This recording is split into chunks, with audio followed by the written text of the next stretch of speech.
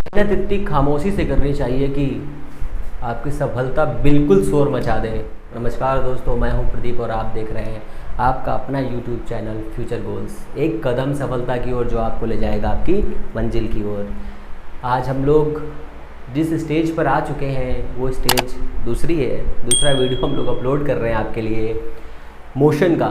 जो important questions होंगे मैं सिर्फ़ और सिर्फ आपको वही पढ़ाने वाला हूं जिससे आपका जो टीजीटी का एग्ज़ाम है उसमें आप सबका सुपड़ा साफ कर दें, सबको धूल चटा दें, आप पेपर में आग लगा दें, ऐसा कुछ करना चाहेंगे आप। ठीक है, तो हम लोग मोशन पढ़ेंगे। मोशन में जो भी क्वेश्चन इंपॉर्टेंट बनेंगे मैं आपको वो समझा देता हूँ बहुत ही आसानी से, बहुत ही रिलेवेंट तरीके से। सबसे पहले इसमें आएगा कि दूरी और विस्थापन में बड़ा कौन है।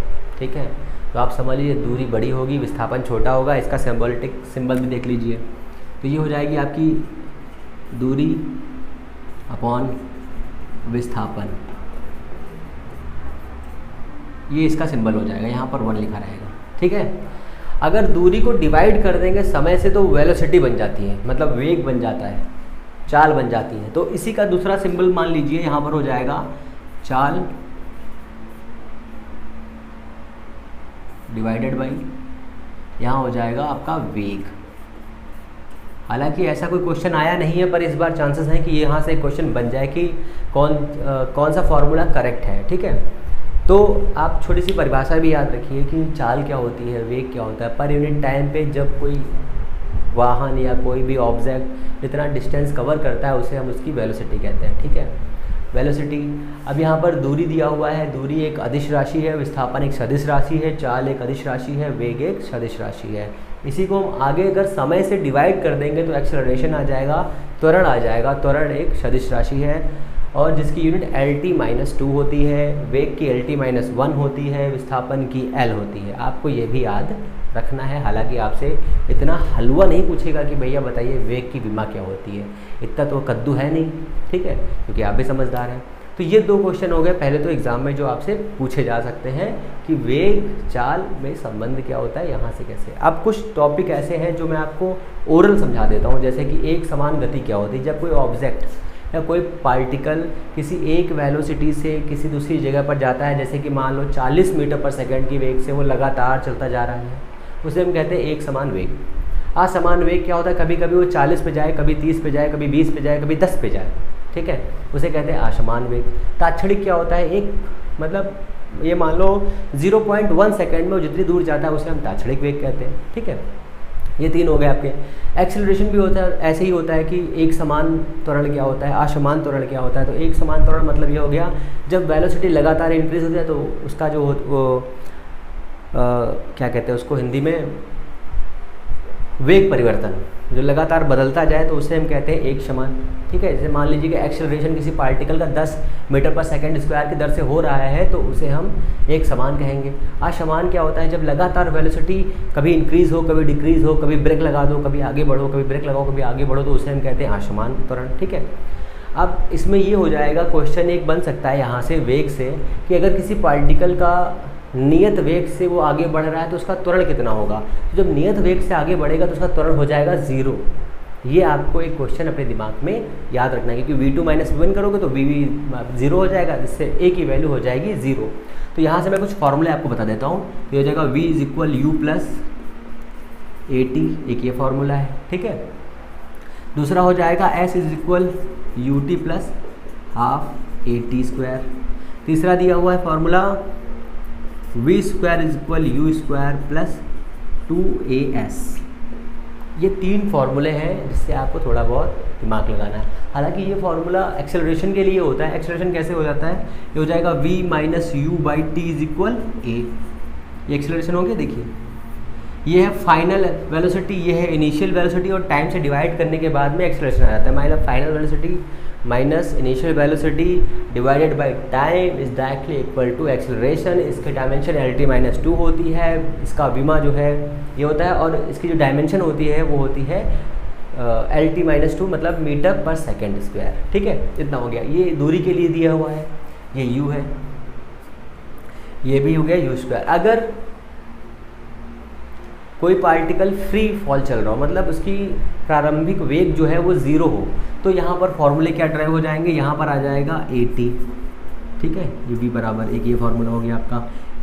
यहाँ पर हो जाएगा हाफ at², दूसरा फार्मूला हो जाएगा ये, ठीक है। तीसरा क्या हो जाएगा, v² = 2as, तीसरा फार्मूला हो जाएगा, ठीक है। एक इसमें क्वेश्चन बन सकता है कि मंदन किसे कहते हैं।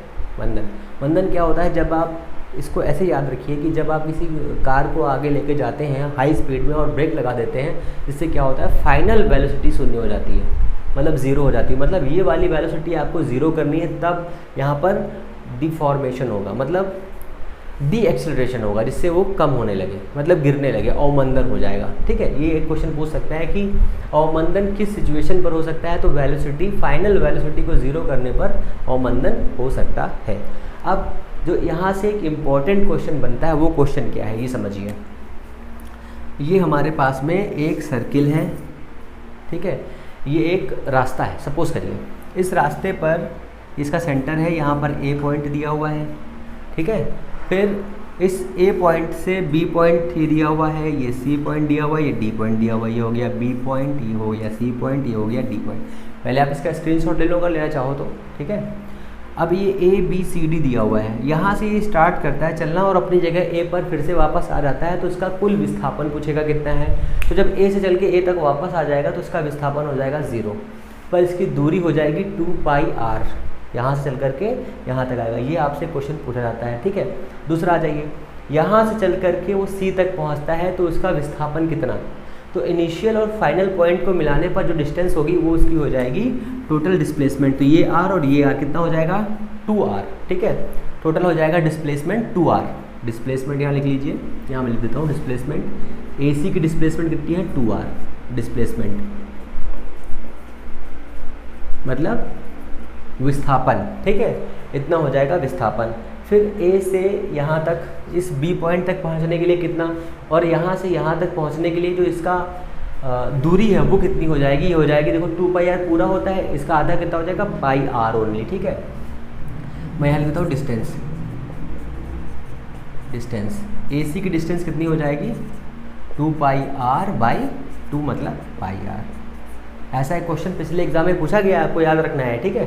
फिर AB के लिए आ जाइए, ये हो जाएगा AB, तो यहाँ से यहाँ तक जाने के लिए देखिए ये r, तो ये कितना हो जाएगा √2 × r, ये हो जाएगा 2r। तो इसका डिस्प्लेसमेंट कितना हो जाएगा AB का, ये हो जाएगा r × √2, ठीक है, r × √2। और वहाँ से वहाँ तक के लिए ये कितना हो जाएगा, ये हो जाएगा आपका AB = πr/2, ठीक है। यहाँ पे देखिए आधा था, यहाँ पे आधे का आधा हो गया। तो आपसे ये जो बेसिक क्वेश्चंस हैं उनसे यहाँ से क्वेश्चन पूछ सकता है। एक क्वेश्चन ये पूछेगा न्यूमेरिकल टाइप का कि एक कार का वेग 10 मीटर पर सेकंड है, एक कार का वेग जो है 10 मीटर पर सेकंड है, फाइनल वाला, ठीक है।